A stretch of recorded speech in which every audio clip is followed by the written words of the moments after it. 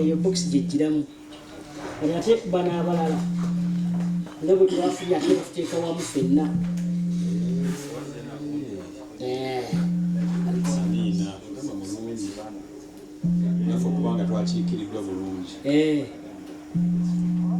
kwata mulabi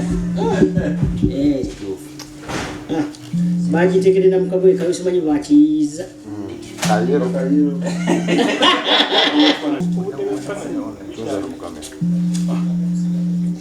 bagitadde mukala yange yennyini bagitadde ku box oja bagikoze box yange konyo era gyosinze okuliriza emmanduso 89 akatonyesa BSBS FM radio Uganda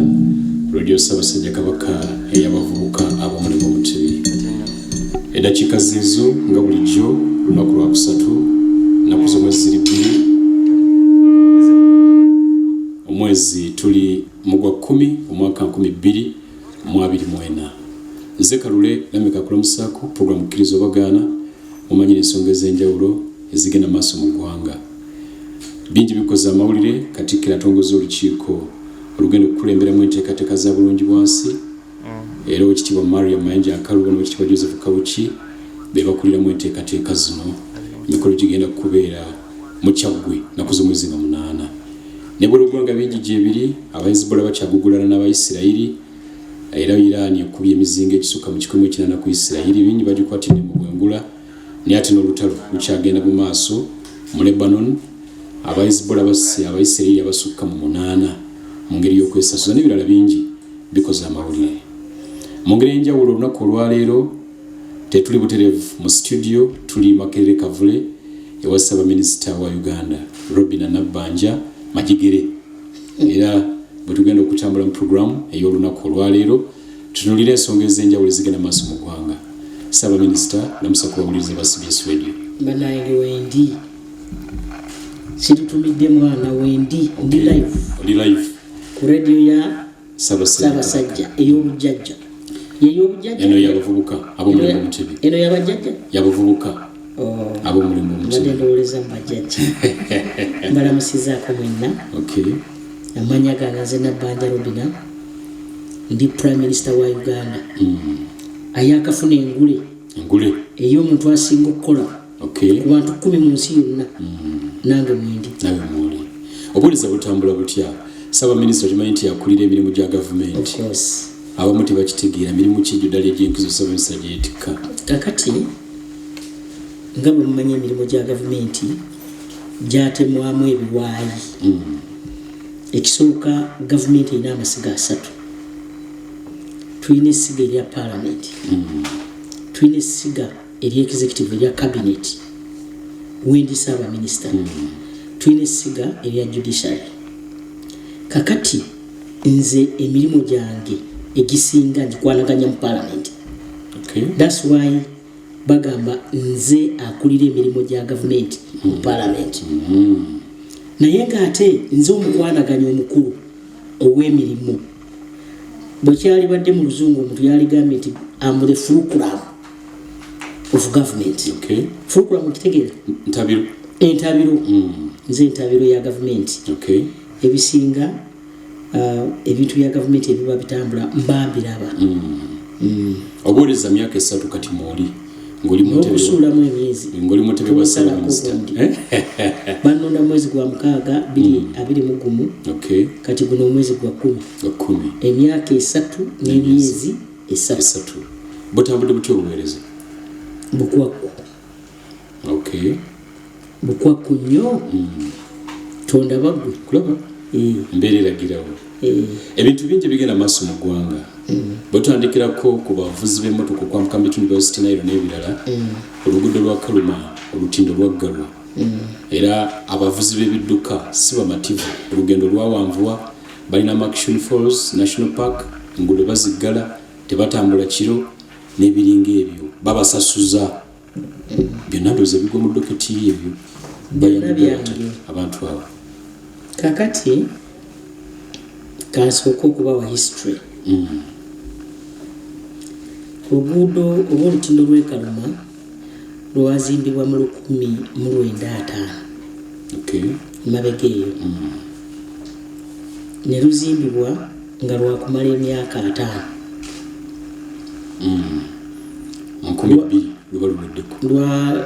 luli expired.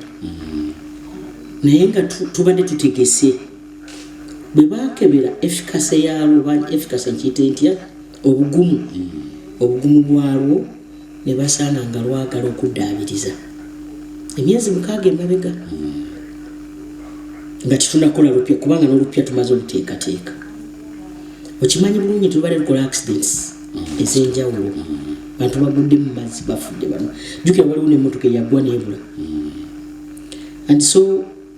ne tukola enteekateeka oluddaabiriza. Twali tuddaabiriza tujja kuddaabiriza nga tukola katusooke tuggyeko emmotoka ennene kakati ne tusigaza emmotoka entono abakola ne bagamba nti tubadde tusaba bwe tuba mwagala tukole mangu oluguudo luggalwe tukole mangu tumale tugulewo. Kakati mu wiiki emu emabega twasooka kukkiriza emmotoka entono nga bwe kibagambye. Mu wiiki emu emabega ne tukkiriziganya nti olutindo tuluggale kubanga ate okulukola ne bakolagadde bengali nga beekwasa ekyo nakyo si kirungi. Emyezi 3 si mingi. Netuluggala lusobole okumala emyezi 3 kati twakamalako wiiki emu era mu myezi 3 tulowooza nti olutindo lujja kuba wawe mpozi nga waliwo ebigwa tebiraze ng'amazzi okujjula ennyo kuba biseera byankuba bino ekyo nakyo tukisuubira. Kakati ne tugamba tukole tutya. Waliwo amakubo ag'enjawulo. Waliwo okuva e Kampala okutuuka n'okyala n'ogenda e Masindi. Kuva e Masindi n'oyita mu paaka n'ogenda n'ogwa e Pakwach. Waliwo okuva e Kampala n'oyita e Hoima n'ogenda e Buliisa n'ogenda era n'ogwa ku Lutiko ku e Pakwach. Naye awo oviirayo gye bayita Panyamulu ne tuba n'oluguudo olulala ova e Kampala n'oyita ku Kidyeri n'ogenda e Lwenkunye Apache n'ogwa ku kkubo liri erya Kona Kamudini n'ogenda gy'oyagala okugenda wonna. Kakati juzi bwe tubadde mu cabinet president n'agamba waliwo oluguudo olulala mwana wattu lwe baatugambye LC5 omukyala owa Kiryandongo yasaba president n'amugamba nti waliwo shortcut endala oluguudo olwo lwa Yunura naye lwa ttaka. Singa tuteeka feri ku luguudo olwo tusobola okuyambako era n'abantu babanga basobola okukozesa. Oluguudo olwo lutandikira akatundu bakayita Katulikire nga wakava e Bweyale abantu bamanyi e Bweyale ogenda Mutunda awo ku River Bank ziri kilomita 15 n'ogenda ku kyalo bakiyita Tenamu B Village. Then ate esaidi yeeri ekyalo bakiyita oba omuluka baguyita Atura ekyo kiri mu ggombolola ya Abel mu district y'Oyama. Nalwo oluguudo lwa Yunura okuva awo ziri mayiro 9 so bw'ogatta mayiro 15 mayiro 9 15 za 24 9 ze 14 ogosa okufuna kilomita 38 waba kumpiko naye tewaliwo feri. So olunaku lwa juzi president yandagira nkwanaganya ebitongole by'enjawulo n'empita ministry ya finance n'empita ebitongole bya Yunura ministry ya works n'empita n'abo abakulu abavunaanyizibwa naddala oyo omukyala yayogera ku lutindo luno ne tubalagira olunaku lwaleero basiibye bali eyo. Ebyo amawulire genfunye omanyiza embeera ku mutimbagano aga nti olutindo lwe twagala okuzimba luliko ekiddo bakiyita batya ekyokumazzi okukijjako kijja kutwalira obudde emyezi nga 3 ekisamba kwa olina okuluggula luleme kubeera nga lujja mu feri n'okola accidents. Bakiyita kisamba. Yes kubanga already tusanga batujjako ekisamba saidi yeeno ePakwach olutindo lw'ePakwach ate kubanga baluzimba myaka gyegimu olutindo lw'ePakwach olutindo lwa wano e Kayunga balutani osezibwa n'olutindo lwa Kaluma. And so ne tukkiriziganya nti bajja tutongere tutwale mu cabinet tusalewo lumu kubanga era tujja kwetaagawo in case of anything tusigale nga tulinawo abantu abamu nga bayitaawo yadde tujja kutwalira emyezi 2 oba 3 okujjako ekiddo naye era tulwetaaga oba okuyungirawo ddala olutindo olulala. And so UNRA essaawa zino bali mu kkubo badda okutuleetera ripooti eyo enkya tusobole okukwataganya. Kakati abakulu aba UNRA era bagenda wano ku Lwekunye buno olutindo lwe nasoose okwogerako Lwekunye Apach ng'ekigendererwa kulaba bizibu biriyo oba tolaba oluguudo nga traffic jam eri mu kilomita kumpi nga 3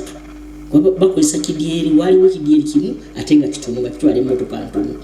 so tunoonya ekidyeri ekirala ne tukiteekako kati biyisiŋŋanya ebigenda bibiri webitikira bagamba nti wafu ne webitikira tugenda kutereezaawo emmotoka zaagala kugwa mu mazzi tujja kutereezaawo kubanga ddala amazima ekidyeri kibaddewo kimu ate nga emmotoka ntono ate nga ekidyeri ekiriwo kitono kati kino bwe kyajja nga kigazi tujja kutereeza. Then njagala okukkiriziganya nammwe n'abantu bonna abawulira nti emmotoka eziyita mu Maxon Falls oba mu eyo tourism site eyo zisasula ate zitambula kiro tekikkirizibwa olwa accident eziyinza okubeerawo okutomera enjovu okutomera embogo mulimu embogo mulimu enjovu mulimu eŋŋamiya mulimu ne lion empologoma mweziri. naye ate walabaga nti mu makuumiro g'ebisolo amalala bavuga ne mu budde obw'ekiro lwaki neeruka kibadde bwe kityo. Ekkuumiro eryo lyekuumiro lirina ebisolo kuva mu 1962 nze baati bannanzaala wabwe wali ozaalibwa lyakolebwa mu 1962. Ekkuumiro eryo lirina features ez'enjawulo ku makuumiro gonna libadde protected since that time. Kakati ekkuumiro eryo erya Maxon Falls lirina attraction ey'aba tourists bangi. Twakkiriziganya nti katukkirize baasi zokka neziba ziyita kubanga ebbaasi zitwala abantu bangi omulundi gumu abantu 762 ate emmotoka entono zitwala abantu 2 oluusi omu oluusi 3 taxi 14. Kakati buli lunaku bwe baggala ekkulo liri ng'emmotoka 260 zeziyitawo entono ate baasi nga ziri 223.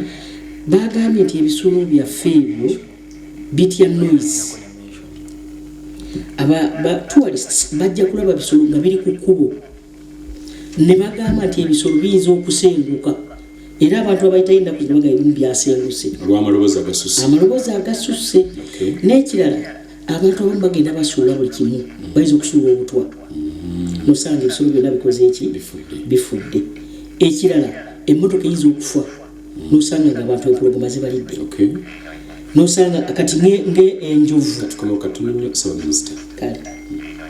zimaze okula ku ssaawa 2 ezitiro kyalino kulise mukuumulamuko tuli Makerere Kavule ne Ssaabaminisita Robinah Nabbanja tutunulira ensonga z'obuweereza mu kifo ky'oba mu ntebe ye obw'enjawulo.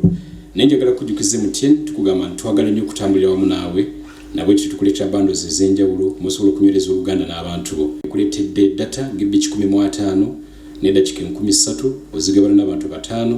obulamu buli butambula nga muli wamu. Genda mu ssimu gwo aline MTN nyiga *10 *2# oba ogende mu My MTN app ofune bande eno obulamu bujja kunyuma. MTN enkola n'obukwakkulizo bigobererwa. MTN erungamizibwa banka erungamizibwa Uganda Communications Commission. Kugamba nti ffenna tukosebwa akafuba n'akawuka kaleeta mu Kenya kino tekiriiko busobozi bwa Ssaabaminisita tubadde twogera ku nsonga ya luguudo nga gye tuwumbawumba ne wakati mu kuwumbawumba eby'olutindo lwa Kaluma tulaba oluguudo nga ssezibwa era olutindo nalwo lwagobwako emmotoka akaseera katambudde sinayogera kusezibwa leka mpumba wongere abantu bategeere kuba amanyi eno radio y'obujjaji etuuka ne mu north ekisooka gavumenti yaggulawo ekkubo epya erya chorus okuva ebuliisa okutuukira ddala naye nayo n'olwo oluguudo luyita mu paaka naye olwokuba lulina kilomita 3.6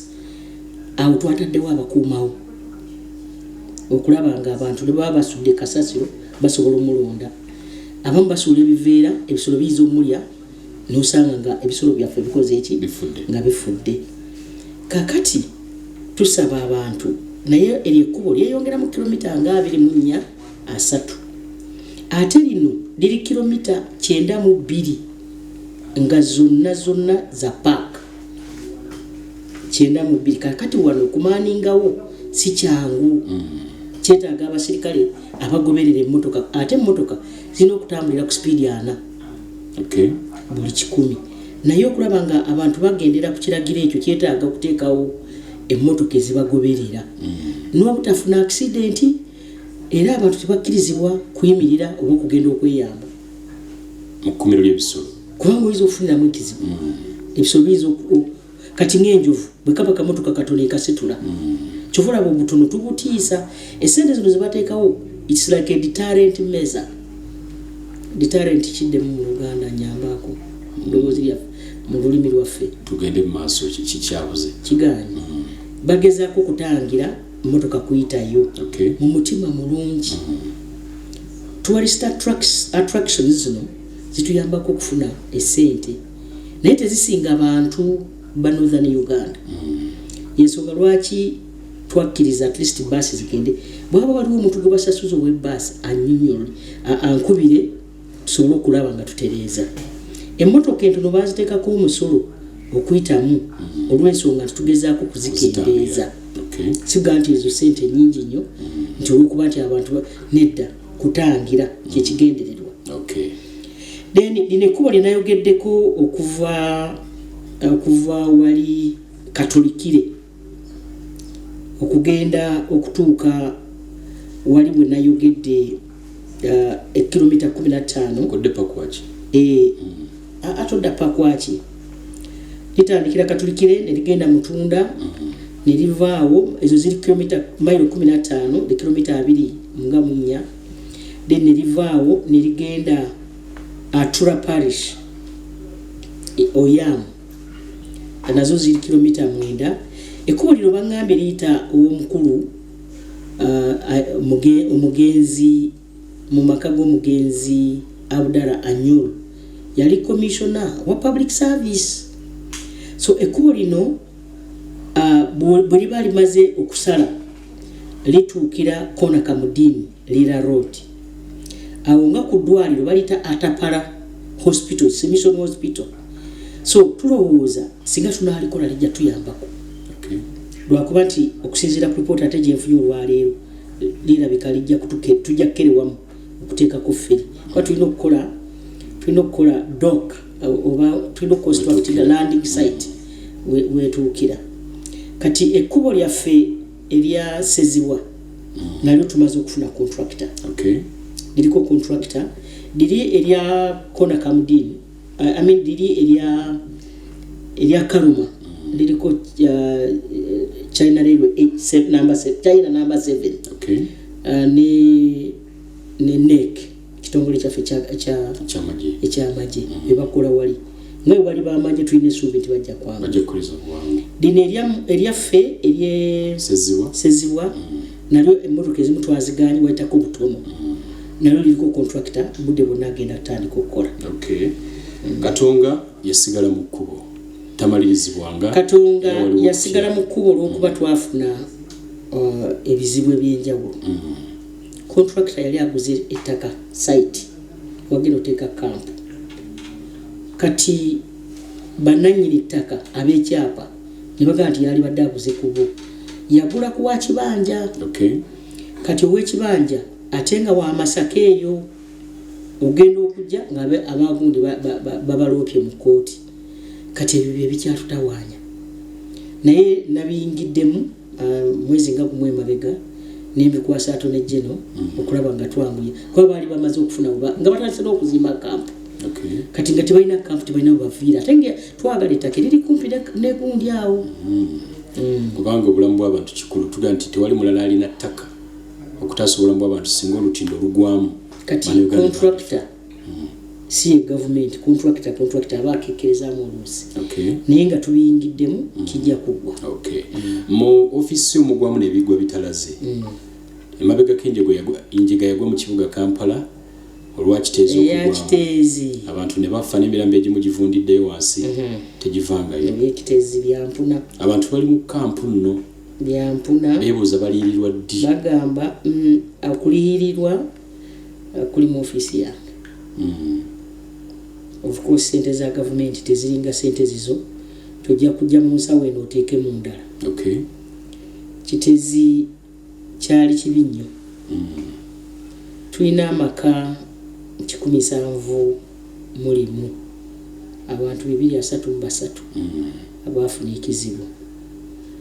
tuludde okuvanga ennaku z'omwezi 8 oba 10 tubadde tubalabirira waliwo amayumba 20 ge twayiwa okuyisaayo tractor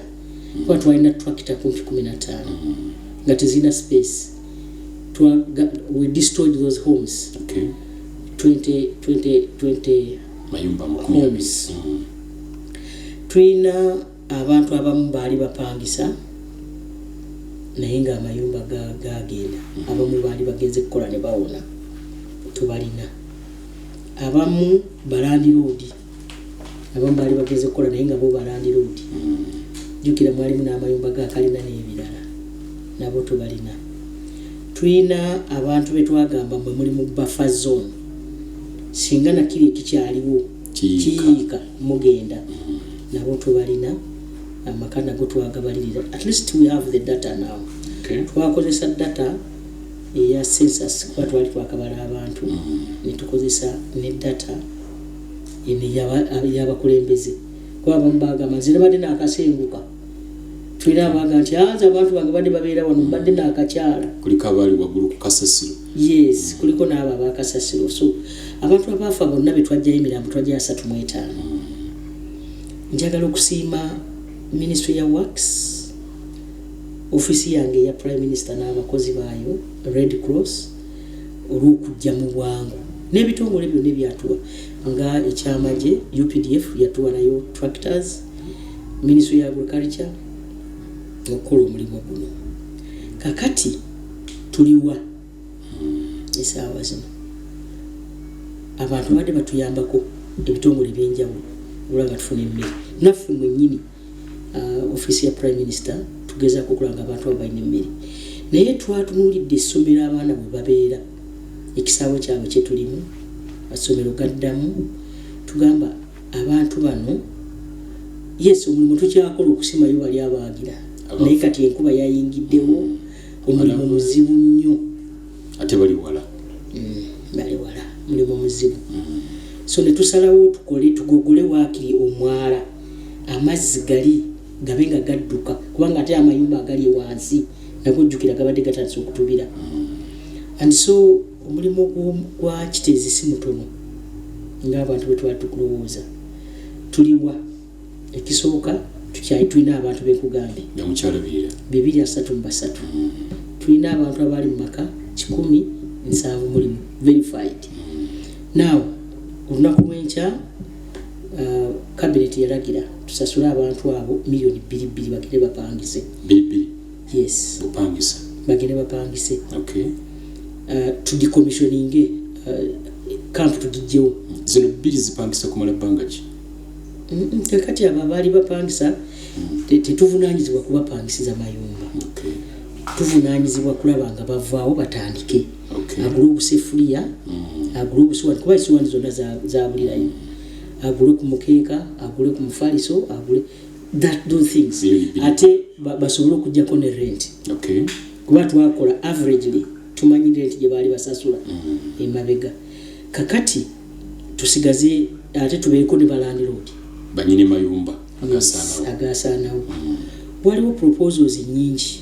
jetukyagira naye nabo tugenda bawa decommissioning bafune we babeera ne family zaabwe. Okay. And so ekyo kigenda kukolebwa ku Lwakutaano okwosa enkya. Okay. Sente president yalagidde bazituwadde. Okay. Era kimanyi nkya processes zonna zijja kuva ku Lwokutaano esente zijja kuba zirabise. Era bagenda ekitezi basobola okutandika okusasula abantu bano. Then landlord kubanga bali wamu. Landlord babagibwewo ddi? Balandlord tebajja kusigalawo nabo bagenda funa sente bafune we babeera. Okay. Kubanga eryo ssomero lyammwe. Ssomero lyaffe twabateekawo temporarily. Okay. Abaana basigale nga bagenda mu maaso. After all tulina record. Okay. Kati tutandike okunoonya sente nga government how to compensate bano balandlord na zile nyumba 20. Okay. Zetwayiwa. Balandlord bagenda kuwa sente meka. Kati tulina kye bayita government value. Amayumba agamu tulina bakozesa satellite pictures bagalaba. Okay. So basobola okubalira nti eno yali mu sente bweziti eno yali mu nongamba nti kati nga bana bapangisa bakuwa 2 basooke baveewo bonna tugenda kuwa jumula bonna tugenda ne balandiro tugenda kubawa. Okay. Ate baddemu babalirire kuba kubalirira si kyangu. Okay. Bakyakola. Waliwo abalina ebirowoozo nti nga kiteezibwa amaze okutabuka lwaki yenna gavumenti temusasula n'afuuka embuga ya kasasiro abantu bano bonna bali mu kiteezi ne basengulwa ne tuva ku byokunoonya ettaka ewalala. Ekisooka njagala okkiriza obwogaane nti saawa zino kiteezi nga bweri tulina okusooka okugiggala. Tufunye kampuni ez'enjawulo ne president mwennyini zatuweereza ezigenda okutandika omulimu ogwo. Okay. Okulaba nga ekifo tukizaawo. Okay. Tukolemu fertilizers tulina abavudde mu bitundu ebyenjawulo mu nsi yonna. Kuba kino kyaleeta abantu bangi okuva mu nsi yonna okukolamu ebigimusa recycling. Gundi plastics okuzirecyclinga. Okay. Empapula okuzikola ng'empapula ne kati empapula zo zaafunda naye ebyuma okubizaayo ne barecyclinga kuba kampuni weziri ezikola ebyo ebintu wano. Then kati tusigaze manure n'okukola gas. Sobola okukolamu gas. Okay. Kampuni tulina eza appliances ziri kampuni nga 15. Okay. Ezimu zivudde China, ezimu zivudde Italy, ezimu zivudde Ghana, waliwo evudde Ghana emu. Waliwo ezivudde bagiyita Yugoslavia. Okay.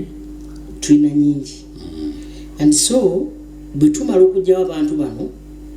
ne baba nga basobola okwerabirira katono tusigaze ekizibu kimu ekya compensation y'abana balandlord. Okay. Then kijja kubanga kituyambako. So esente zeetagisibwa ziri milioni 342 ezo zo tuzifunye tugenda kutandika okulaba nga tugira. Ekitezi ndowooza nkikomya. Kitezi. Okay. Ampuliriza katuumulemu tukomewo.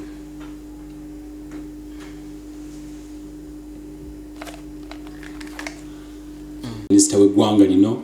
omubwati Robina Nabbanja tutunulira ensonga z'obuweereza obutali. Njagala kusaba n'olulala okomengawo. Nga mbulirako abantu. Amina. Tujja kudda twogera ebigambo. Naye nga tugenda tumaliriza ensonga za KCCA njagala kusooka kujjukiza Wina Classic Boutique sinzidde Makerere Kavule ewa Ssaabaminisita. Ssaabaminisita nga tumaliriza ensonga za Kampala ne Kiteezi abakulembeze bakyusiddwa mu Kampala bayimiriziddwa ku mirimu ne luli naliko n'amyuka Ssenkulu wa KCCA eyali nga yakabiyimirizibwa n'agamba nti obunafu bwali saidi yammwe ng'aba gavumenti baabalabula emirundi mingi n'okuwandikira ebiwandiiko nti Kiteezi agenda kugwamu naye ensimbi ezigala Kiteezi n'okutandika ekifo ekirala zaabalema okubawa kati ate muvunaana bo. Lwaki ensonga nga zino ennene ate ez'abantu zigayalirirwa oluusi? Amazima gali sisobola kubyogererako ku radio oba ku TV kubanga omukulu w'eggwanga ye yabawa omulimu era ye yabajjako. Okay. nze nali badde ndibo naali simu singo badde omukisa okay ebiganyi okkiza nti bikoze eki biganyi ensi nesigala ng'etambula kubanga manyi lwaki njogedde bwe ntyo maze ebbanga nga nze nkola coordination n'abantu abo ab'e Kampala kankuwa ekyokulabirako buli luguudo lw'o Kampala lwolaba lulimu ekinnya luliko contractor ndeeta kyakulabirako kuba ekyekiteezi nali sinakikwatako ebinnya bwe mutandika obiteeka ku mitimbagano nakinaki nembayita nga prime minister ogwasooka bw'oba walabako ku clips nga bo bagaba emirimu abantu ne babasasula mwezi kati nga waliwo kampuni ya consultancy okukola design review ng'enguudo ezimu nkuwa ekyokulabirako nga luno okuva luno lundiranyi wano okuva bwayise roundabout 11 okuyitako paka Makerere bagiyita batyeyo olw'oluguudo saapulukagwa nga balugaba contract mu 2 naye okuva olwo bali ku design review okutuusa lwonna bayita ekinya nga kiri wali okuva kuli nerigende nakulabye nali nerituuka wali ku muzigiti ogwa Old Kampala na wano nga wabikale nga wanyiiza nga bali mu kwekwasa nti bakyakyusa miti gy'amasannyalaze bakyakyusa emiti gino egya intaneti naye bwe twabuuza abakwatibwako nga gyavaamu dda obugayaavu bwalimu oluguudo okuva wano luno olwa street season kale kangambe wetusuubulira 6th street 7th street 5th street zonna nga ziriko ba contractors nga baluddeko design review so kati nenzija nempandika ekiwandiiko ate nembayita nembanyiga kwe kulaba nga emirimu kati buli wamu Kampala eringa construction site naye ng'ekyo kyalibadde kyakola ki nga tebakola decision obulidde baani abanafu kati obunafu sobola kugamba nti beebo naye be baali bakulira kati nze office ya prime minister bwebaamu ebizibu era nze mutwe obulidde nze gwe bavunaana Uganda bwebaamu emitawaana bavunaana president tuli fenna KCC bwebaamu ebizibu iddi nze ndowooza nti bakkirize wayinza okuba waliwo ebyasoba kubanga kijja kubayamba okuyiga kijja bayamba okuyiga so that they can start life again ampuliriza kadde katambudde ensonga za Kampala n'ekiteezi njagala tuzikomyawo olugenze mu nkuŋŋaana nnyingi ez'ensi yonna negyevuddeko obadde mu kibuga New York ekya America nga muli mu lutuula olw'ekibiina ky'amawanga amagatte olw'omulundi ogw'79 bingi mwabyogeddeko ensonga ez'enkizo olukuŋŋaana lwatambudde lutya olukuŋŋaana lwatambudde bulungi nnyo wabaddeko musisinkano era njagala kubatuusaako okulamusa okuva e New York ekibuga ekikulu we tuteeseza amawanga gonna amagatte ag'ensi yonna olukiiko olwo nze nagendayo nga ngenze kukiikirira owekitiibwa president gwe baayita tebaayita nze era nenfuna omukisa okwekulembera bannayuganda ku mulundi guno president ojjukira omwaka ogwaggwa bwe nagendayo era n'abalala ne vice president n'agendayo president n'agamba nti akuno nedda mugende batono baminisita nagenda ne baministers 7 nalina ow'ebyobulamu nalina ow'ebyamazzi nalina mukulu Norbert Mao nalina jeje of course oyo alina okugenda nalina deputy we Lumumba samutwala na Samuel teyagenda kale n'abalala baminisita baali 7 aba permanent secretaries 2 twagezaako okutwiminga enamba luli twatwalanga bangi nga twagala enkiiko zonna tuzibeeremu zonna omanyi wabeerayo side events mpitirivu ate bw'oba tugenze mu UN oluusi oyinza obutafuna bagaba buyambi so twagenda n'ebitongole byokka bye tumanyi nti biyinza okutuconnectinga ne tufuna obuyambi and so twagenda abantu 21 ffenna wamu kale abalala twabasanga ku embassy bana Adonia yebale ne banne bakulira netubeera 3 okay kati netwegabanyamu nakola obukiiko nga twakatuuka twegabanyamu Ministry ya Health twagala tetulina kusubwa kubeera mu lukiiko olwa Gavi UNICEF tulina okubeera mu World Bank okay tulina okubeera mu nkiiko za IMF tulina okubeera mu nkiiko za World Health Organization ezo nga tulina okubanga tulina era permanent secretary wa Ministry ya Health yaliyo n'owa Ministry y'amazzi ennaku zino boogera ku climate financing boogera ku sente ezigabibwa so ffe twayegabanyamu tulaba nga tutwala abantu tetugeza kusuwa nkiiko zetulinamu ez'enkizo ekikola bulungi era njagala okutegeeza nti Uganda erimu ku nsi zebayimukira nga mumaze okuwa statement wasinkana abakulu ab'enjawulo omuli ne Ssaabawandiisi w'ekitongole ky'amawanga amagatte Antonio mwalimu president wa Mauritius n'abalala tukiri watujidde nga Uganda kakati waliwo kye bayita okufumba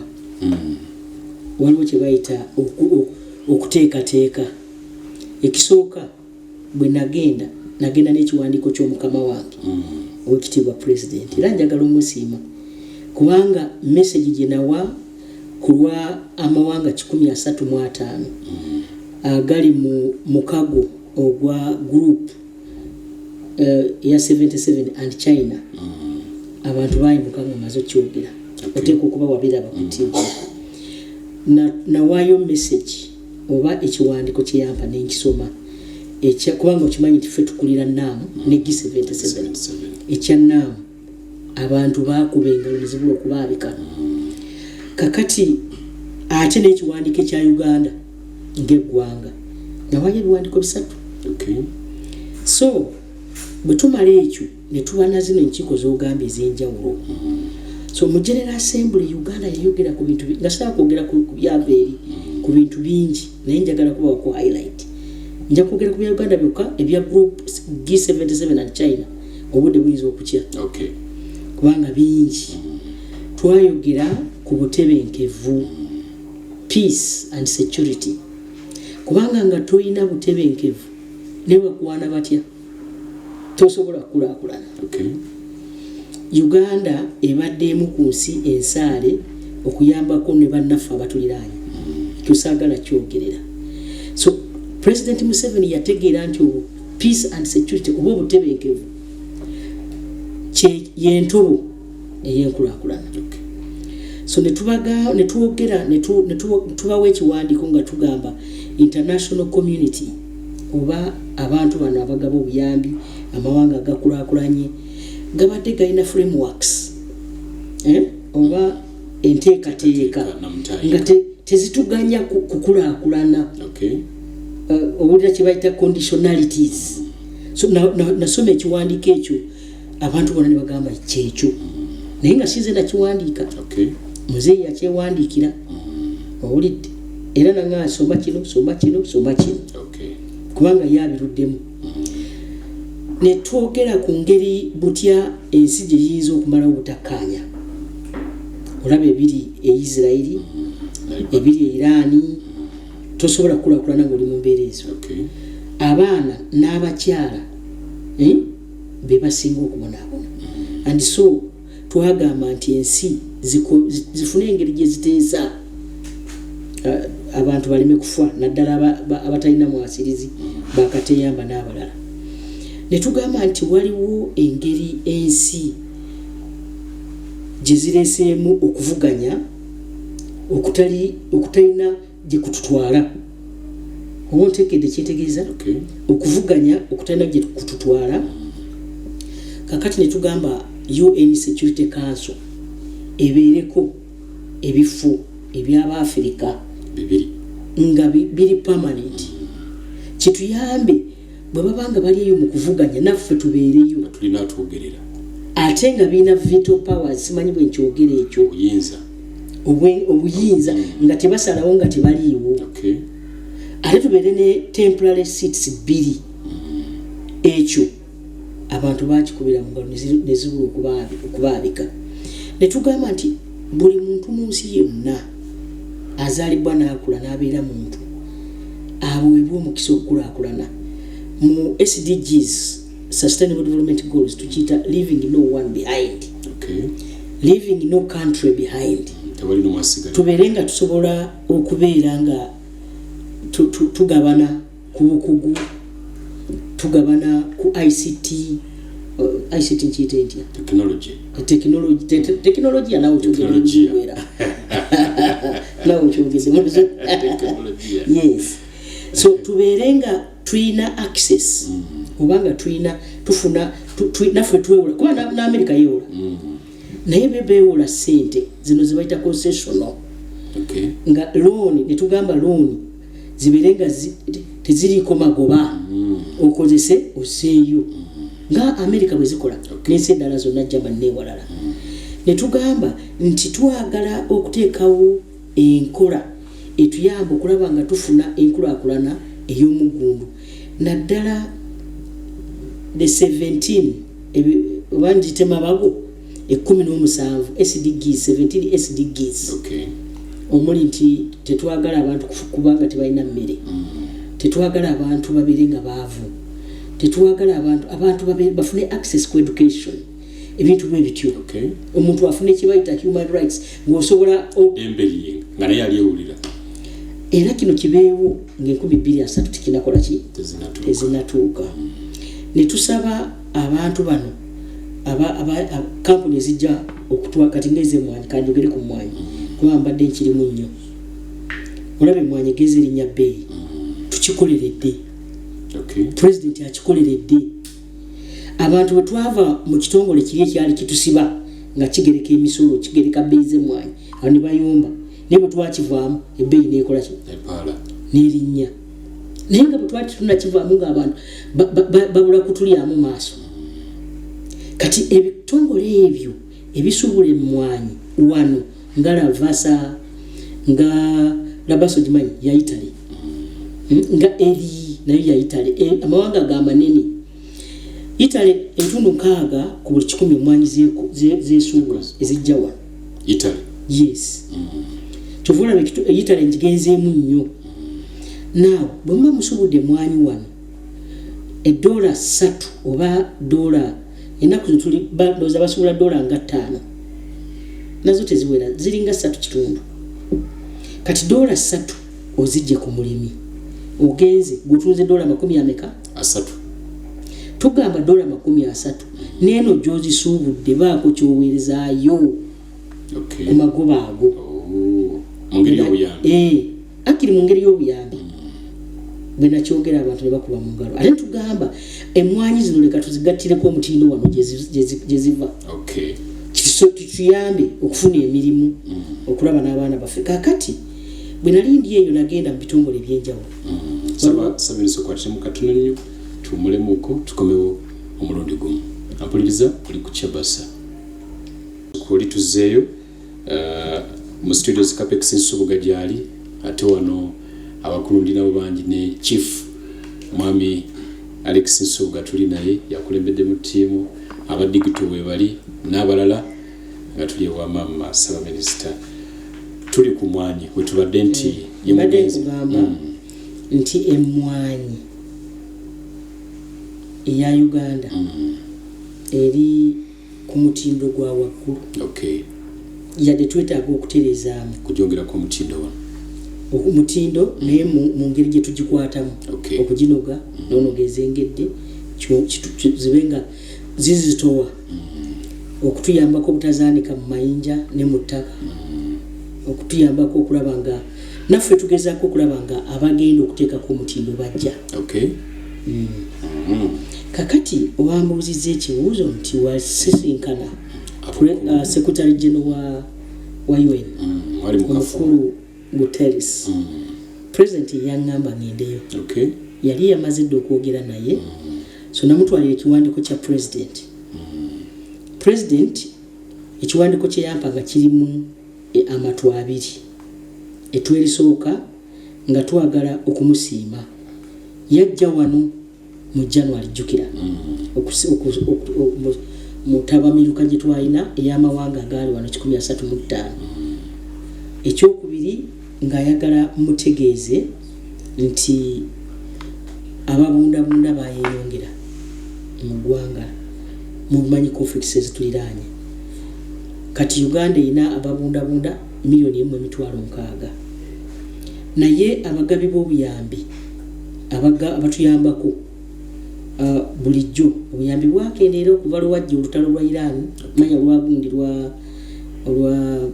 bagitani ensi erwana ne Russia Ukraine ne Russia kati nampa ekiwandiiko ekyo nange mwennyini nali nsobola okiwandika kwa bigwa wange so n'okulaba era Guterres n'atusuubiza nti agenda kulaba mu lukiiko olusooka kubanga yaliko omu akiikira UNHCR era ng'akolagana ne Uganda ekyokubiri nga twagala okulaba butya bwe tukola interconnectivity eya railway okulaba nga tuyunga Kenya ne Uganda n'amawanga agatuliraanye n'enguudo ekirala ng'ayagala tulabe butya bwe tuyamba akatale akawamu akafrika akafrika tulina kye bayita free Africa trade zone Africa free trade area okulaba akatale ako nga kafuna amaanyi naddala mu mawanga agatuliraanye n'akakomesa tufune bwe tutunda ebintu Bannayuganda bajja kunzikiriza nti kati wano egundi wano e Rwanda wano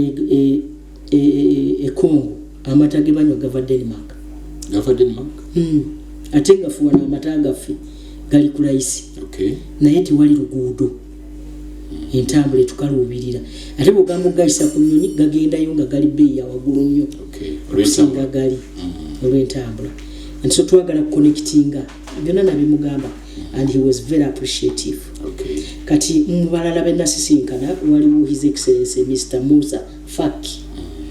chairperson owa African Union Commission nga njogera kutabamiruka egenda okubeera wano Kampala mu January ga 11 kwa walimu obutakkaanya waliwo abaali basika amawanga sijja gwogera nga basika baagala kulemesa tabamiruka eno manyi bwe tufuna tabamiruka tulina engeri gye tufunamu amawoteeri ow'emmere agitunda tolaba nga bagiguze naye osanga nga gwe bajja abantu bangi tusuubira abantu nga 3,000 ku luno olukiiko era n'ateekamu stamp n'agamba lulina okubeera mu Uganda kuba twali tukyalina competition kakati ate era mu mwezi ogwokuna tujja kuba n'olukiiko olulala baali bayomba ti Uganda lwakyetwala 2 ono n'akoona mu stamp n'agamba nti kakati bamwagala bamufa mukoleki naye nga Uganda ejja kuzihostinga zombi kubanga twakola bulungi luli bwe bajja wano wooteri zaffe zifuna abantu abazisulamu kakati mu General Assembly nasisinkana omulala president wa General Assembly Mauritius ne bamusinkana sokole kenjogere ku banene wa Mauritius naye jamuddako nasisinkana kale kangabo omugambye naye kasooke male president wa UN president wa UN bamuyita Mr. Philemon Young naye namusinkana muntu ku muntu era nayo president yali awandisa ekiwandiiko ekimuyozaayoza kubanga bakamulonda n'enkimuwa era ne mwezi obubaka okuva e Uganda naye mwennyini yali yajja kuddawa kubanga yaliko ambassador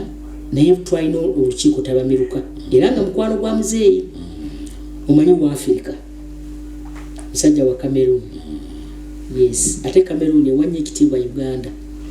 kati ye president wa 79th UN General Assembly era twayogera ku bintu bingi nnyo naddala ku lukiiko lwaffe amanyi ku mawanga getukulira gannamu negi 77 n'okwogera ku butya bwe tugenda okuyambako amawanga ga Africa okubanga gasobola okunavigatinga naddala mu bigwa tebiraze twayogera nnyo okusinga twayogera nnyo ku environment n'engeri environment kati nga bwolaba wona amataba gaatwala gundi dino kidino badde oyogera Kaluma katonga twayobola sente okukola katonga tuwadde tunaba nalufunamu bulungi lukoze eki lugenze kakati ng'ate ffe Uganda tetukola kyamaanyi nnyo okuleeta emissions ezireeta obutonde okuba nga butabuka so ne bagamba nti kakati gana amawanga twateesa nga tunagenda na impact of the future eno meeting nagiina nga tunanagenda mu presentation nagamba naye nateekamu amagezi bwoba ogenzi oyogere kino okikatirize and so president wa UN twali naye era n'asuubiza okujja wano mu mwezi gwokuna era ne twogera butya amawanga ga Africa luganakulakulana oba ensi yonna kwane yadde tuli mu Africa naye waliwo ne mu Asia ujuzi nalitonga ate bo bali bubi nnyo okukola ki okutusinga era ne musaba ajje abeere mu nkiiko zaffe olwa UNECA naluli lwe tugenda okubaako nalumu gwokuna kati bilateral ddala gye nalina nasinkana president wa Mauritius oyo yanoonya ng'ayagala afuna omukisa n'essimu ya president nenjimuwa ekirala nga naye balina abeesimbyeko eyo bulimu obululu buno kati nabo baagala kubeera bachairperson omanyi faki agenda kumaliriza ekisanja kye African Union Commission kati nga nabo baagala balina candidate ebanoonya buwagizi mbawagire nga bandabe nga vote ate nga naffe tulina abaffe babiri nange ne mugamba tusaba buwagizi ate n'okulaba nga tufuna omukwano kuba Mauritius eri wano nga wakava Kenya yes bakuzi nabo bakula ngaffe bwetukula naye akatali balina bye batalina era nembyogerako naffe tulina bye batalina tulina bye batalina naffe bye tutalina netufuna okuteesa okwokusubulagana omulala ekirala benasinkana bantu bangi nnyo bayirawo nasisinkana omukulu His Excellency Sheikh Shabut bin Nayan Aryan Ali Nayan oyo Minister of State wa Foreign Affairs wa UAE United Arab Emirates so namusisinkana nemu ekiwandiiko kya muzeeyi kiyampa nange nenjogerirako ebyange kubanga mugabo mmanyi Buwarabu kati tulinayo abaana baffe abakolayo ate ababonaabonerayo ekyo netukyomukabo kandi tile nemugaa nti nedda bantu baffe babonaabonera ewammwe naye naagamba nti amazima tetukigenderera ebimu tuba tetubimanyi abaana bammwe abamu bebba ne bayingira ne bajja ne visa ya myezi 2-3 nga tebamanyi na gye bagenda kukola okutuuka awo nga takyalina waakola ki waabeera so kati abo etteeka lyewaabwe terilibakkiriza ne ba outliving their visa ne mugaba tibaba bamaze bwemba mubalabye bwe muti mutuyambe nga bwe mwatuyamba bakomewo era nakkiriza naga abaana batulinayo abaana nga 13 mu UAE abali ababonaabona ye figure yali agiina ne mugamba nti nendekayo Minister wa Gender, Labour and Social Development bakwataganye kuba nali nziruka ate okugenda okusinkana omukulu omulala waliyo olukiiko lwa ECAM nalwo olukiiko lunene naye bano twateesa okulaba nga tukwanaganya mu nsubulagana kubanga Abawarabu tebalina mmere akatale k'Obuwarabu singa tukakwata ne tukanyweza nga tutundayo emmere tewali kye twetaaga walala kuba tufuna UAE United Arab Emirates tuba tumaze kubanga amawanga agabaliraanye Abawarabu abalala bajjaawo emmere so twagambye tugenda kukola endagaano ey'okusubulagana ekyo nakimaze ne president nkimunnyonnyodde n'agamba kituufu kwayangaye nti abakola endagaano ne Kenya naye ate Kenya amata bagajja wano oba okitegedde n'ebirala so trade agreement tujja gikola ekirala sijja dda naleseyo minisita nga ngamaliriza kasita cabinet n'ekiisa nga ffe tusayinira kakati n'atusuubiza nti baagala ttaka abatuzimbira eddwaliro eriri ku standard y'ensi yonna. Basanga bakikola ng'ate tebanakitugamba. So nakyo endagaano eyo nalekayo minisita wa health alabe ng'akitwala mu maaso. Kati nze ndiwo nga kayungirizi bwekwata kino era genda kyenyi ndowooza yakomyewo leero twamulekayo. Kakati waliwo omukyala bamuyita Auna Aziokonwa yakolako wano nga akiikira UNDP naye kati bamukuza ali ku level ya regional director of Africa. Yes. United Nations Development Program. Kakati omukyalo ono namusisinkana nga nyina ensonga nga 3 esooka ya UNDP yetu supportinga mu office yange okufuna ba technical staff. Ekyokubiri ye supportinga SDG secretariat. Atenge ekisanja kyali kiweddeko. Kakati okumukwanaganya ekisanja bakyongere wakiri omwaka nga naffe bwe tweteekateeka be batuyambako ne technical assistance okubanga tulabanga abantu baffe enkulaakulana bagibala. Kyova olaba luli UNDP yalangirira nti Uganda yiye egenda mu middle income status. Ekitongole kino bagenda mu middle income status. Akuna gyali. Yes. Kati naye ne musaba okujja mu Uganda nga tugenda kukyaza amawanga ga Africa gonna mu mwezi ogwo January n'ogwokuna. Waliwo olukiiko tabamiruko lwakolebwa abavubuka ba Uganda. Mwana wetu abaana baffe bakola side event nekwata kati UNDP yalimu, African Union yalimu, UN representation nayo yali mungi. Amawanga agakula nabo ne bajja ba president batwainanga 2 3 ne tubanga twali commission ya New York. Olukiiko lwakolebwa abaana bawano naye ne luba lwa Africa naye ne luba lwa UN. So tulina bye twabaga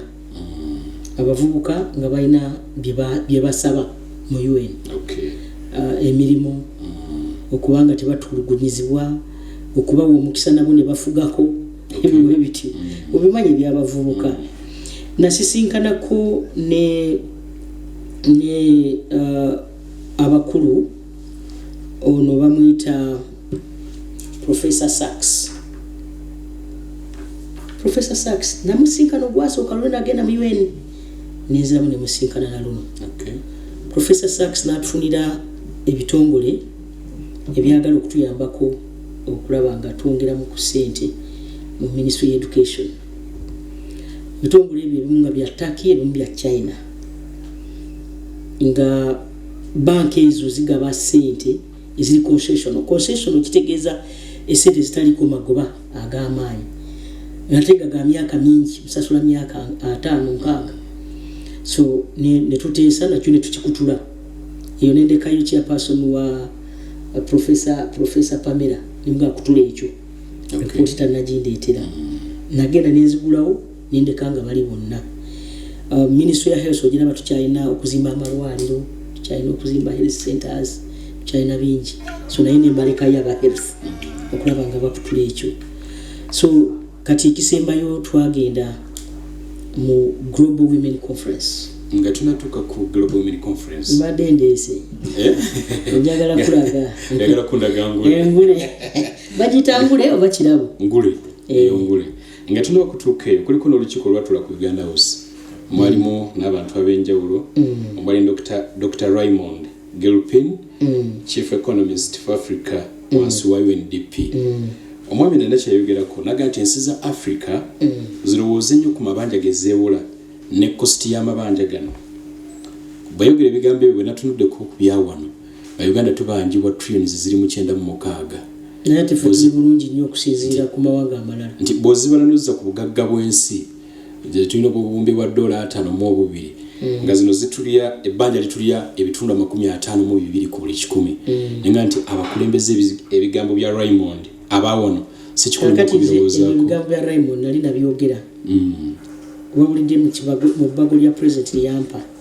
nga kyalimu njagala obeere wa mazima okwewula kwaffe tekusuukangako bitundu 46 kumbalirira yes tekisuukangako kakati oyo agenda obyogera yali abigamba amawanga malala si ffe ffekka of course amawanga agasinga geewula ne America yeewula ne China yeewula tewali ggwanga liteewula naye waliwo percentage gyolina obutasukka 50 ffe tetulisukangako kibali baba bagamba nti amawanga galina okubeera n'amabanja nga gali sustainable owulira amawanga amalala sajja gwogerako naye nga Afrika wano ng'ate abantu bagabalanga agakuzi naye nga baagala kuwamba ebintu byabwe mabanja gabali mu bulago ng'obalabanga abatambudde balina railway balina naye nga babikola mu mabanja ku speed eyayiriiri amabanja ne gabashutingako ne bagenda above 50 balinga mu 6 tebakyasobola kuddamu kwewola so ffe tuli bulungi ffe tuli bubi tulina omukulembeze Yoweri Kaguta Museveni ebyo tabikkiriza kati waliwo ebbanja nga lyebadde baagala okwewola ennaku ezo nze mwana watukyalira babwe nti ate kuva mu World Bank ebbanja eryo nga lya ministry ya local government kayipu ojjukira kyebayitanga kayipu muzeeyi yaga nti lino nedda lino ndiganye oba ontegedde so tulina omukisa nti tulina president alabe wala Uganda debt yaffe gye tulina eri sustainable tusobola bulungi okusasula okusinziira ku sente zetulina naye ate oluusi ekibi nti ensimbi ezeolwa ate ffe kyetulina okumanya nti eggwanga lino nabadde nva mu lukiiko lwa byabugagga bwa ttaka ebyobugagga bwaffe obw'ettaka biri intact president yagaana okutwala ebyobugagga bwaffe nga tetugaseeko mutindo kati kampuni eziri muno mu Uganda ezizze okugatta omutindo ku byobugagga nyingi ate jjukira tugenda n'okusima amafuta kibbanja lyetulina lyalirere sustainable naye kizibu nti ezeewolebwa ate tubiwulira nnyo kumpi buli kitongole zikubwamu engalo n'ababbi basusa obungi amazima gali nze ndowooza yensonga lwaki ndi supposed kuba kalabalaba abaana baffe tekiva mu gavumenti engeri gye mukuzaamu abaana mu maka engeri gy'okuzaamu omwana wo mu maka bw'afuna omulimu kubanga bano abaana babikola baffe amazima ko akazibu mwekali naye nga tukamazeewo tutya kazibu kubanga singa si kizibu kinene singa tetutolaba yadde oluguudo nga zonna bagabananga bali singa tulaba ddwaliro singa tulaba ddagala so kizibu wekiri naye nga tugezaako okulaba nga tukinogera eddagala maybe tujja kirinja ku nfeete with time naye nga twagala obuwagizi bwa buli muntu okulwanyisa obuli bw'enguzi si mulimu gwa gavumenti yokka nammwe abantu ba bulijjo mulina otuyamba ekisooka abaana okubakuza nga balimu omwoyo gw'eggwanga ekyokubiri okulaba nga abaana tubakuza balimu eddiini ekyokusatu abaana okubakuza nga balimu omutima ogw'okuswalako sense of shame waliwo abataswalirako ddala naye nga gavumenti etaddewo amakubo nze kyeva nkugamba nti eno gavumenti nze nali nga sinayingira munda muli ng'ebimu sibimanyi ago mazima nentegeera nti gavumenti etaddewo amakubo gonna ebitongole byowulira IGG ebitongole nga byowulira kino kyaisoke kyakulira State House Anti-Corruption Unit ebitongole ebyo bituyambye nnyo na bino bimuwulira nti ebuli bw'enguzi singa temubulaba kuba baŋŋamba nti ate emabega bwali bubi nnyo naye kakati obulaba olw'okuba ebitongole bye bibwogera bibalabisa ne palamenti ogiwulira nti etuyambako naye tetuyamba basoma lipooti eza auditor general ayateekebwako president and so tusaba buli muntu alime olubimbi lwe nze prime minister amaaso ntaddeyo naye sisobola kumanya kiri kya namukaaka muzeeyi yaweereza ssente za PDM sisobola kumanya kiri kya nkwanzi sisobola kukimanya okujjako abaana baffe abali eyo ate nammwe abantu ba bulijjo nga mutaddemu ku maaso batuga nti ababbi bakwatiddwa akabamu naye nti ate bakwata ku kejje empuuta ennene ziriyo zidigida bwe byogerwa nawe ne politics mwere bali bagezaako okufunza naye nze nga bwe ndaba bwe tunuulira ekiri mu opposition nakyo kirya kisa kikola kinegula kitya kyolina okumanya nti mu nsi muno buli muntu alina weakness. Kituufu oba si kituufu? Kituufu, buli mwalina obunafu. Ebiri mu opposition obiwulira saagala obeere nga ogamba nti tobisomangako sijja bigendamu nnyo kubanga osiku mulimu gwange kubalabirira naye nga tibiri bulungi kyovudde olaba ŋŋamba nti abaana baffe kubaana ab'opposition baana baani baffe tutandike kati nga amawanga nga China omwana bamujja buto tokola kino naffe tugezaako naye nga tulina okwongeramu. Ampuliriza njagala okujjukiza 24 ezibulayo kwingira essaawa 3 ez'ekiro kya leero. Ssaabaminisita watandika obuweereza nga bangi no bakunyooma bangi baali bakunyooma naye twalabye mu lukiiko olwa Global Power Women Conference 2024 lwabadde New York ng'ovuddeyo n'engule bangi beebuuza ngule kika ki abaluriza ba CBS ye abaffe olutuula noba olukiiko lwa Global Power Women Conference lukiiko kyolwo kakati bampitanga nze. I was invited in my capacity as Prime Minister of Uganda. That invitation abadde ogenze ansonyiwe olabye jingo bampitanga nze era mu kumpita ne baŋŋamba basaba mbeka akagambo keynote speaker kyenjogera ate ne bantegeeza nti bannonda okuba omu ku bakulembeze abakoze obulungi mu nsi yonna ne mbyogera mu cabinet ne mu parliament nakyogerako jjukira kale Global Power Conference, Global Women Conference. Lukiiko lutabamiruka lubeerayo buli mwaka mu UN. Waliwo kye bayita UN Women. Abakyala bonna abakulembeze mu nsi yonna babeera n'enkiiko ezo naye bagaba ebirabo guno gwe gubadde ogwokubiri oluvannyuma lw'emyaka 10.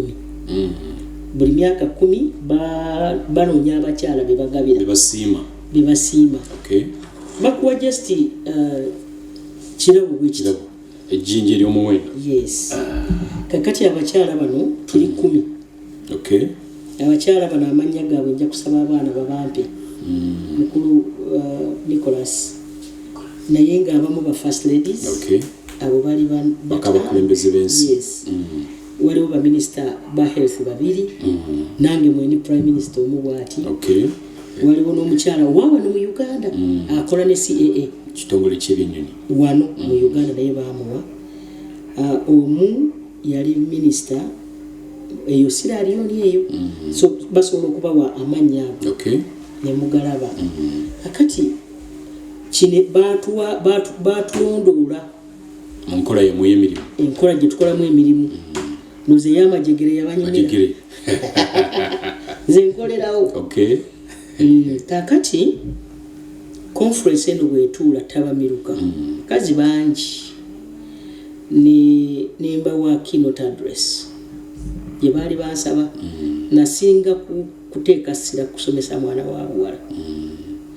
ekyokubiri nenteeka essira ku bakulembeze ababafunye omukisa nga bakyala okubanga tebanyigiriza bannaabwe abajja oba kiyite bujja tebabakwatirwa bujja omanyi omulaba omuntu ng'anajja waabeere w'amaanyi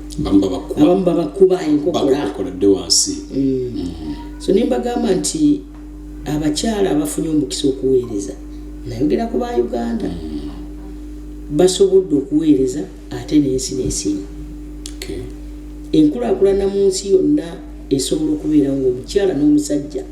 bonna bateekamu amaanyi nga bakola. Ekirala nze nembagamba nti nze simaanyi gange kubeera prime minister nawe kanti kugambe banonda bulunzi appointment so nengamba nti ffe mu Uganda tulina omukisa omanyi ba prime minister amawanga abalala babavuganya kalulu naye ffe wano bakulonda so nembaganzi president yanonda ate tasookedde kunze mu bakyala nembajjukiza twalina kazibwe nembajjukiza abakyala babaddewo ab'amaanyi abakadde abavuddewo Janet Mukwaya abakyala abo babadde b'amaanyi tubadde tulina abakyala nga Wabudeya bangi babadde omukisa ate ne bakola bulungi ne bamala emirimu gyabwe abamu and so nimbagamba abakazi abo bonna babaddeyo lwaki nze gwe muwadde nange nembabuuza lwaki nze gwe muwadde nzayo akamalako ebbanga ettono naye nembagamba nze nsiima pulezidenti nammwe kankibagambe kubanga bwe yannonda abamu bansoomooza bampisaamu amaaso naye nze nenkola ng'ebyange bwe mbiraba era nja kusigala nga nkola kubanga ntya nnyo okuswaza abakyala ntya nnyo okuswaza maama wange ntya nnyo okuswaza pulezidenti ku kitiibwa kyatuwadde and so ntya nnyo okuswaza bannayuganda ate njagala nnyo okuyamba omuntu ali obubi ali mu need kubanga nze nali bubi nnyo ate nze nakula nsiika akabalagala mutonzi waffe yasalawo kati bwe ndaba omuntu ng'ali mu mbeera ze nalimu manjagala nnyo okuyamba so my sincere I sincerely wholeheartedly express my ekoze ni muzungu ate kati njagala okusiima nese kusiima yenna Mukama Katonda ekisooka okumpa omukisa kubanga bagamba Mukama Katonda yalonda nange nenondebwa mu kifo kyendimu ekyokubiri okumusiima obulamu kubanga okubikola abamu bali ku ddwaliro ssaawa zino abamu batufuddeko naye nze mbadde nkyali mulamu ekisembayo okusiima okitiibwa pulezidenti okumpa omukisa nja kubeera nga musiima obudde bwonna ne bwe naali badde manyi nnyo okukola era nga takuwadde omukisa ogenda tukolera yes n'okusiimirako bakazi bannange bonna bakyala bannange ate n'okugamba nsiima kabineti kubanga tukola bulungi kabineti yaffe teriimu nkokola temuli nkokola zolabanga zezino kubanga tulina omutwe president ate nange nze nenkokola simanyi ati oba onoozinkuba oba tonkubaza enkola byange kubanga bw'oba tobawadde budde era enkokola tebazikukuba nze sina budde nga bw'osanze wano mazeewo eddakiika mmeka ng'ozze mbadde naakava mu lukiiko kati omuntu ali bize bwati ne kati obadde oziraba kati nze oba omala budde oyinza obanga oba nkole ntya oba nkiyite ntya kuba n'ebibisa kati nze sina budde ekirala engule wagiwadde president nuga nti yededicate nze president ne cabinet amazima kubanga tukoze bulungi nga bwe nkugambye ekirala parliament ya Uganda ababaka abo tukwatagana jadde oluusi omuntu obutonotono bubaamu just bwa politics naye bwetuddamu nga gundi bwe yabagayo bwetudda mu kantini tulya ffenna tulaba abasenyo yaabo bwetudda mu kantini tulya ku sowaani emu naye wano politics of course tuli banjawulo bali bakibiina kirala nange nibakirala nze nwana kulaba ekyange nga kisigala mu buyinza nabo baagala tuveemu ate ffe tetwagala kuvaamu kakati awo njaga kusiima ofiisi yange kubanga sikola nzekka nina permanent secretary nina abakozi ba gavumenti abantu b'ekakumiro obutonerabiza ab'ekakumiro singa tebampeera tebaalindani ate nsiime n'abakyala bannange mu Uganda yonna ne bannayuganda mumpadde bayira we waliwo omwami eyagamba nti apparently Ugandans have accepted you ne muntandikwa abannayuganda banwaniridde nobalagako nedda bo babeerawo nga basiima ate nga bawagira buli okusangala gayongeramu saba minister wo ku ground ate nange nenyongeramu so twalina ebintu bingi byesaagala kumalira budde naye omenyi kubamalira budde kyenjagala byonna bino nga tumaze okubikola nga tumaze n'okwanaganya byonna bwe tudda mu meeting yaffe ffe delegates abavudde Uganda tutula tugakiro tukifunyemu. Okay. Kikibuzo kiwasa Gachabasa tugenze mu kitundu ekisembayo ne Saba Minister nagwe nti tuli Makerere Kavule ne Saba Minister Rubina Nabbanja nze Kalule Lameka nenjagala kujjukiza nti ozze kibuzo nti golaba tufunyemu ninda nga tufunyemu kubanga endagano nyingi sigadde nga zikolebwa n'ebirala bingi tulinda bibala kakati ebyo bituludde nga tukola. Okay. Sawuka juzi nali Italy njukira mabegaawo wiki nga 2 emabega nali wiki 3 nali Italy mu kifuba kiyita Rimini tulina endagaanira ze twakola. Okay. Eggwanga lya Italy njagala okusiima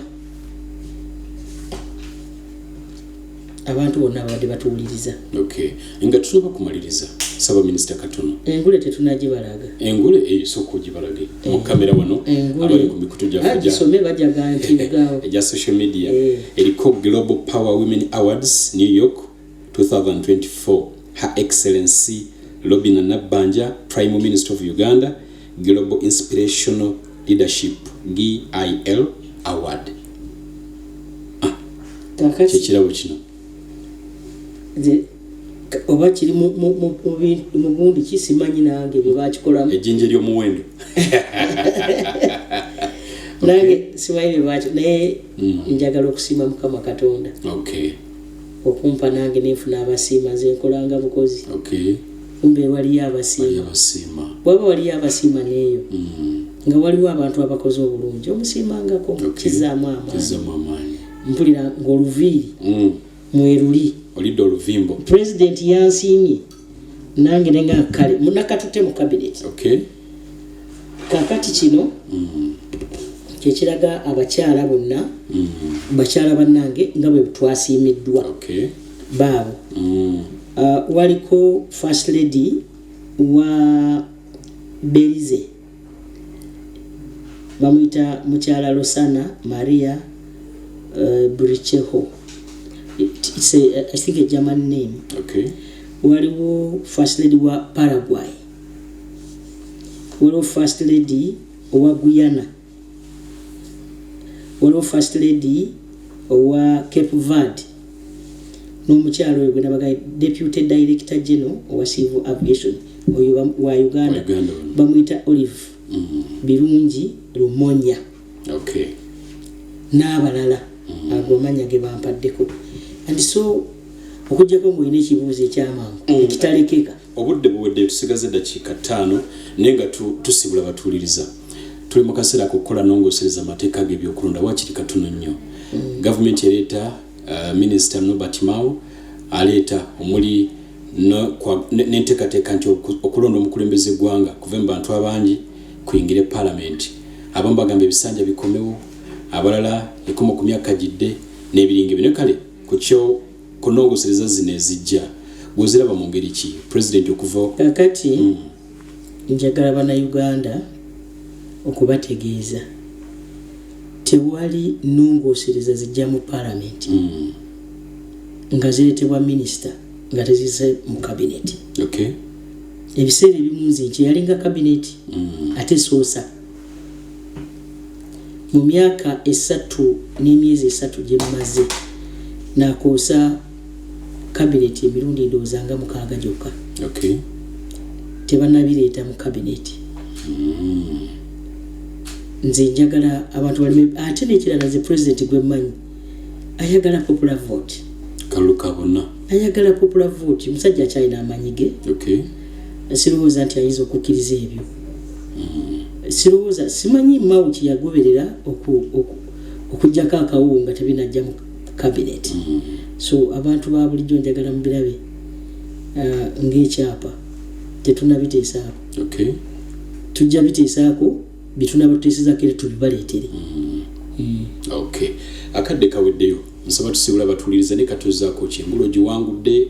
myaka tugenda nzizaako mirimu watulowooza nze ngenda kuzikiza nsamba 9. Samba 9. Yes. Okay, kigambo tewali kuzikiza. Tewali kuzikiza. Omanyi okuteeka ekigere ku muliro. N'osamba. Nyigabonyizi. So amaanyi nkyagayina. Okay. ate njagala nnyo okuweereza njagala bannayuganda okubasiima okutuwuliriza njagala okusiima Ssaabasajja okuteekawo eddoboozi lino nammwe okubasiima okujja ne mukkiriza oluusi nemererwa okujja mu studio kubanga emirimu gyange nga bw'olabye kati singa nagambye okujja jjaamu mbadde njatuuka ssaawa 3 yadde nnyina wiiwiiru tojjukira luli nalemwa ate kati kakati basi na kyakikolera ofiisi njivaamu olusaawa 2 kati ate obudde obwo bwe bwajjaamu kino kyemwatandika okukola kyekyo kyennyini okitegedde yaga okwongera kubasiima okwerekeseza ne mujja wano ekisembayo njagala okusiima bannayuganda mwenna mwebale kuwagira NRM njagala okuyozaayoza obukitiibwa pulezidenti omwezi emyaka 8 njagala okusaasira omukulu Kintu Musoke okufiibwako maama waffe mukyala we gavumenti egenda mukwatirako kubanga kiri mu tteeka gavumenti omukwatirako as a former prime minister tukusaasidde nnyo n'abooluganda lwo bonna njagala abantu b'Kakumiro omanyire eri eno oluusi bagikwata njagala okubasiima okumpagiranga buli kaseera bantu bange mbaagala nnyo naye njagala ne bannayuganda bonna kuba kati ndi wa Uganda yonna naye ng'abantu b'Kakumiro nja kuba nammwe kajja kuba kalanga nja kusasula nja kusasula kakalanga ngenda kuba nammwe ku Lwokutaano kubanga pulezidenti antumye ngende emubende waliyo omukolo ogugenda okufumiitiriza n'okulaba obulwadde bw'emitima butya bwe tukola ki bwe tubumalawo mu Uganda then nja kuvaawo nze ku Lwokutaano mbeera ekibijjo kugombolola tugenda kugulawo amazzi mukwano gwange bano ba packet baagakola bansabye ngende tugagulewo ate tuvaawo enkeera ku Lwomukaaga tujja kuba St Edwards Senior Secondary School ne Bishop ajja kubaayo n'abantu bangi nga tusabira abaana baffe abasiriyeyo gye nasomera St Edwards Senior Secondary School ssomero lyaffe lyaba brothers it's a branch of Kisubi Kasasa agobwe gatyo nange we nasomera senior 4 ne senior 6 setting up ya mukaaga baganti akadde kano kati kakudda nyumba nze bwembeera ndi siri wakudda mu bantu kubanga nti kali akano nze mbeerayo nenga bili mukaaga okuma utudde bili mukaaga ne sida abantu bange bebasalawo nze abantu bange bebasalawo sina sisobola kweteekayo nti kakati nzija ate ne Katonda tebana kusaba oyinza okubanga weebalira nja kudda Katonda ng'abala birala omanyi obulamu naye nze mmanyi nti abantu bange bajja kusigala nga bajja kusala nga tumaliriza akasimbiro tugende mu mawulire Olivia Kwagala ali mu studio budde buno tugenda ga Uganda ngenda kuza omwezi 9 tugenda kwera Busia bubaka ki eri bannayuganda okwefuga kikulu nnyo naye naawe mu makaago oyagala obeere nga osobola okwefuga kye bayita economic empowerment household income tutunuulire amaka gaffe twefumitirize kubanga Uganda embeera zonna ezikusobozesa okukola ezitaddewo omulamwa ogw'olunaku luno tugenda kufumitiriza butya bwe tumala abantu baffe tubajje mu bwavu wealth creation yensonga lwaki gavumenti etaddewo puroguramu nyingi babadde babatwalako amataka gamu olwa miliyoni emu oliraga nti wandiika wano nti onguziza ettaka ng'akwadde miliyoni emu munaku 3 naga nti mpa miliyoni 2 so ebyo byonna tugezaako okola nga tubijjawo mu 7 akola ffe bakigingi weetuli muyagalire mu nsi toyanzege ampuliriza bwe tuti bwe tubadde Makerere Kavule mu maka ga Ssaabaminisita Robinah Nabbanja program bwetambudde so nga twogedde ku nnyingi obuweereza bwe n'ebiringa ebyo ndowooza bifunye bulungi njagala okubaza ttiimu gye tubadde nayo yonna